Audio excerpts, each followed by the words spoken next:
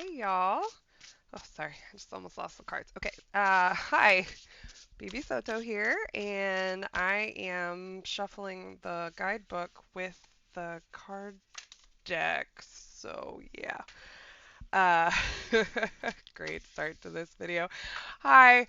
Okay, this is the Insights and Allies reading for the new moon in Pisces on March 10th, 2024.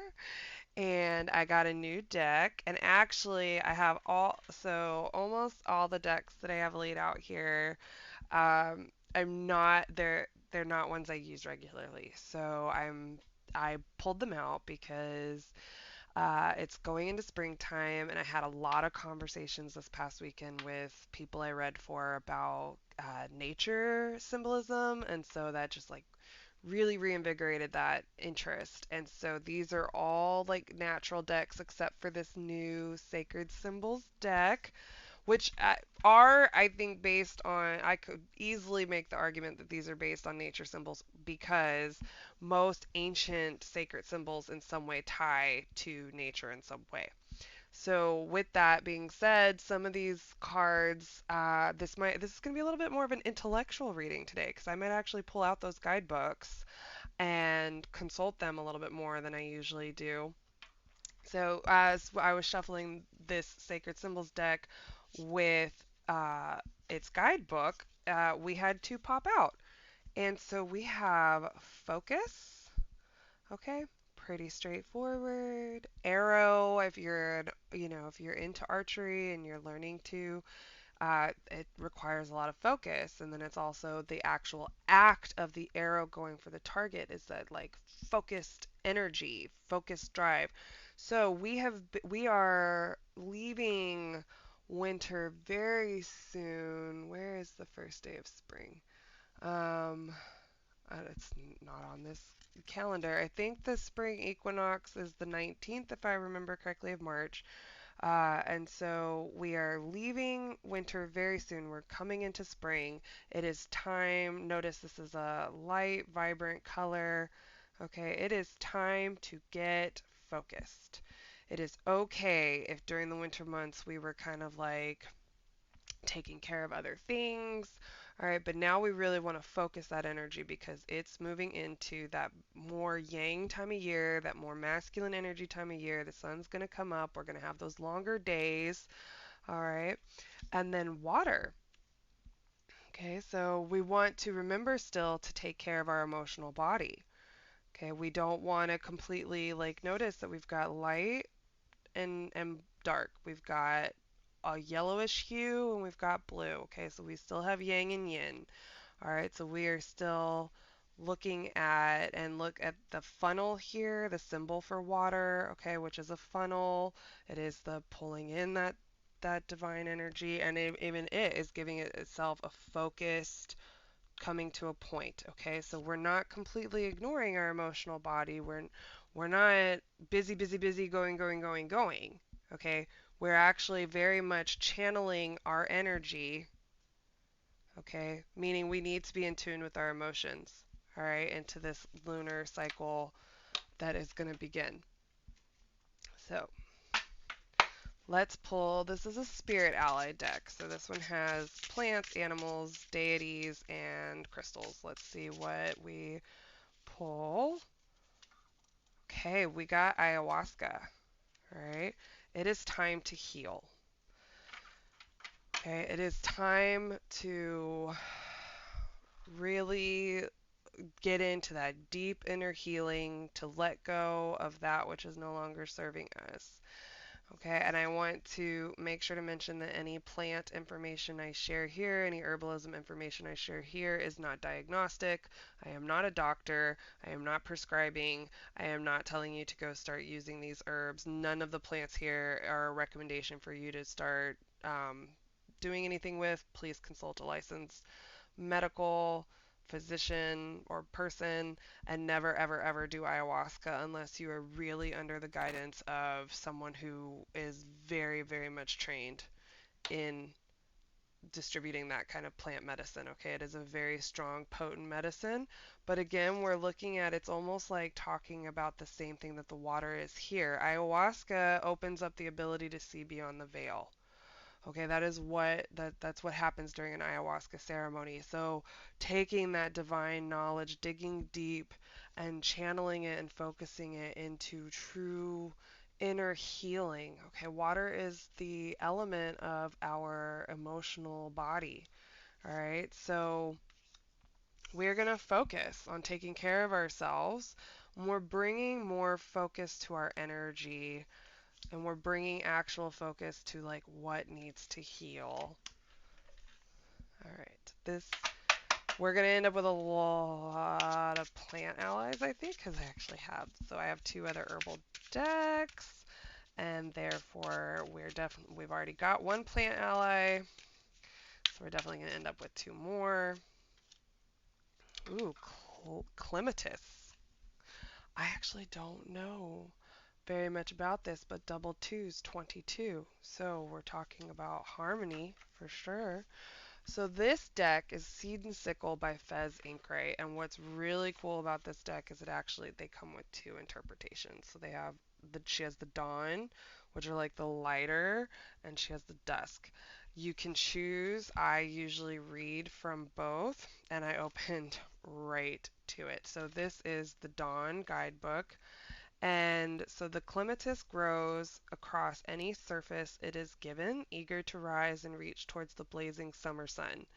Its spiraling vines grab onto any opportunity that appears, putting its flowers in the best position to drink in the rain and the warmth. This card symbolizes movement and momentum, a push toward the best position that will help you achieve your goal. Just be sure to remember those who held you up on your race to the finish. So this is coming back to this focus. This is movement and momentum. Okay, the choice to use an arrow as the symbol for focus, there's a lot of different ways she could have chosen to symbolize that. Okay, and look, we've got 24. So 2 plus 2 is 4. All right, so this card actually breaks down to a 4, and we have 2, 4. So we're looking at like definitely like harmony, stability, okay, but at the same time, what's in between 2 and 4 is 3, which is expansion. Okay, so 1, 2, 3. So even though this is not numbered, 3, we've got expansion. What does water do? Water expands. So movement. So that's it. We're going into the spring. Okay, and we are no longer in that like necessarily introspective rest and digest, rest and renew mode. We are actively focusing on healing. And for some of us, that stage of our healing journey might actually be to put down, again, that introspection period and to actually step out and start building something, start working on something, start focusing that energy on something. Okay, so in the Dusk guidebook, all right, you've been holding on so tightly to your control of the world that your fingers are starting to ache. But here's the thought. How about you try letting go? So that's this ayahuasca. That's ayahuasca physically makes you purge. Okay, and you literally it's painful. It's excruciatingly painful. It's very uncomfortable, and there is nothing you can do about it. But it's a part of the process, and you really learn to let go when this is happening to you. Okay, so not everything needs to be controlled, and you may find that you've put enough safeguards in place to be able to support yourself even without clinging on so. You naturally want to resist the feeling of falling, but you may find that a fall isn't actually coming and that it feels good to let go. Okay, so think about this too. All right, letting go. What do you have to do with the arrow to hit the target? You have to let go. You have to release. Okay, so let's look at an animal ally, huh? Shall we? Okay.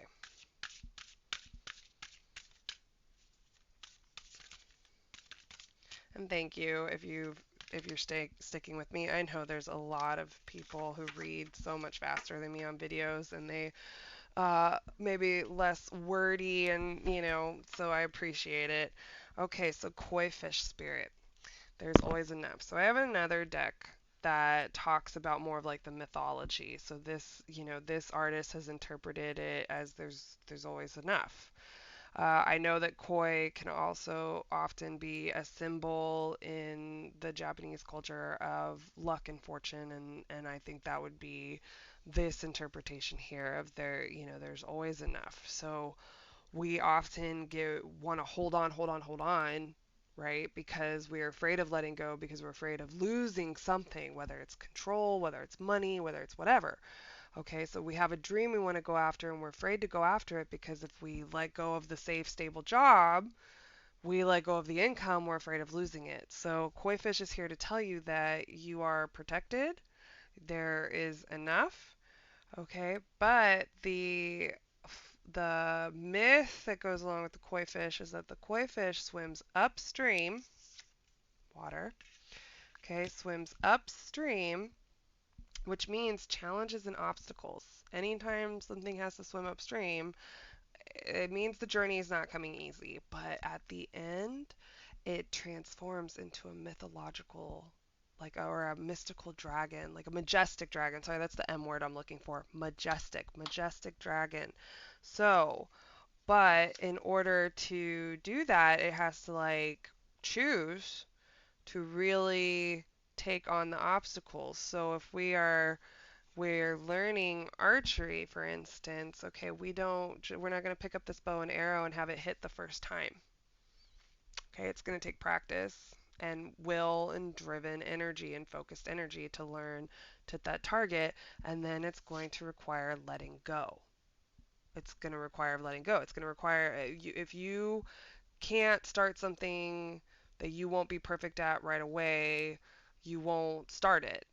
You have to let go of wanting to be perfect and wanting to control where the arrow goes at first to learn how to direct that energy to where you want it to go. Okay, so we're going to pull another plant ally. So we got a lot of plant allies, like I said, going on here. One I am familiar with, one I am not. This is one thing I love about the decks too, is I learn a lot about mythology, uh, information. Lemon balm. Okay, lemon balm I am very familiar with. Melissa officinalis. Okay, lemon balm. Oh my goodness. So tasty. It's got a lemony flavor. I'm sorry, let me show you the card. Okay, so here's lemon balm. It is one of my favorites to make tea with, okay? Again, always check to make sure that something isn't going to contraindicate with a medicine, but as far to my knowledge, lemon balm is pretty safe. It's very tasty. It's calming. It is an adaptogen. It is wonderful for the nervous system. That's why we have it. Is it nurture? Nurture. I wasn't sure if it was nourish or nurture. Okay, so that's why we have nurture. All right, so interesting. We were talking about the energy, right? We were talking about the focus. The clematis talked about the, like winding up to the sun, the energy. We have the koi fish that's going to swim upstream. Anytime we see B, and then can I just note that this is 24 and this is 24. So we want to, oh, I'm sorry. Where did I see 24? Oh, I thought this was 24. These are the astrological symbols. This is actually 52. Ignore me. Okay, but that did really look like 24. Um, okay, so anytime we see B, all right, B is a reminder to pay attention to your energy. B is a reminder to look, are you being like a busy bee and you're just being busy to feel productive and you're actually like wasting? That's this like really look at your energy, because the other side of it is that sometimes B appears when we do need to be more productive, when we have been putting something by the wayside, when we haven't been active, when we but it's take a look at your energy and realize like where you want to be in that happy medium. You want to be in that 24 space. um, between being busy just to be busy and wasting your energy. You want to have directed, focused energy, but you also want to be doing something. You don't want to be, just sitting because you can't manifest anything, you can't make anything happen if you don't do anything. So, but again, nurture. So then you thinking about the fact that this is something that takes time to grow. Now we're looking at the koi fish spirit a little bit of the fact that it's going to be hard work, that it's something we have to like nurture and grow. All right, and on the other side, lemon balm tea. It's amazing. I love it. It's got this lemony flavor. It's fantastic. It's in fact, I mean, seriously, it's one of my plant allies. It's one of my favorites. And I do want to look at the book because this deck is an herbal astrology oracle book. And I am beginning to learn the astrology part, and I wanted to look, okay, so the rulers, that's what these symbols are up here that I thought was a 24, are Ceres and Jupiter. Um, oh, and I just learned this. The reason the bee is here is Melissa officinalis is derived from the Greek word melissa, meaning honeybee. It was planted by beekeepers at the Temple of Artemis to keep the sacred honeybees happy. Both in ancient Greece and Turkey, it was believed that planting lemon balm near beehives would attract honeybees and prevent them from abandoning the hive. Okay, so we've got the book open. Let's see what she says. Give yourself permission to mother the deepest core of yourself. So we're remembering ayahuasca and the fact that right after focus came ayahuasca. So we were that a lot of this focused energy needs to be given and considered in our healing journey. Okay, so this new moon is a lot about healing and going into the spring season when we'll need to be more productive with everything else in our life, a healed person. Retrieve the unconscious parts of your past, forgive yourself, and liberate the inner child that has remained silenced. Okay, so that's what we're looking at healing here is our inner child, which ayahuasca as a healing modality for trauma when practiced with people who know what they're doing. Again, this is not necessarily a recommendation. This is informational. This is information gathered from personal experience that it helped heal. It was a part of my healing journey from trauma. Lemon balm assists us in reconnecting to the gentle power of nurturance. Her soft and gentle touch reminds us to connect to the Great Mother in all shapes and forms. The medicine of honeybee is here to serve you, prompting you to ask yourself, where can I soften and receive? So that's we're focusing our energy, but we're still yin, we're still flexible, we're still an open vessel, receiving that energy from the divine. How can I access my inner child to access great wholeness? Honeybee symbolizes the magic of nectar, vitality, prosperity, and the great inner and outer wealth that is ahead. So think about also like the land of milk and honey, that when we nurture something, our bodies, our healing, our career, our family, our relationships, when we nurture anything, it leads to the land of milk and honey. Okay, so if you are still here with me, thank you so much. I want to remind you this is a general reading, so your intuition, if any of this has had significance for your life, uh, that's your own intuition and your own messages that you've received. Those are messages for you too. So we got the Ten of Pentacles, which is all about family, support. We have the White Rose here. I believe is this the Rose of Sharon? No, that's not the Rose of Sharon. This is the Forager's Daughter Tarot. It is full of nature symbolism, so it's going to be one that I don't that I will be using a lot to learn. So these are heirloom roses. So again, this is kind of going back to that inner child healing. This is lineage and history. So this is when this card appears in the context of healing, we're talking about healing ancestral wounds, and ending some of those cycles in the world. That's integration. That's bringing it in. That's bringing that healing in. And in fact, if you were to go through any kind of real healing retreat or anything involving healing plant medicine, you would talk a lot about integration because that is how you actually take the lessons learned, integrate it, and move forward. And from there, we go into the Four of Pentacles, which is that stability, that, but again, remembering to look at what we are holding on to and what we are releasing, what we are letting go.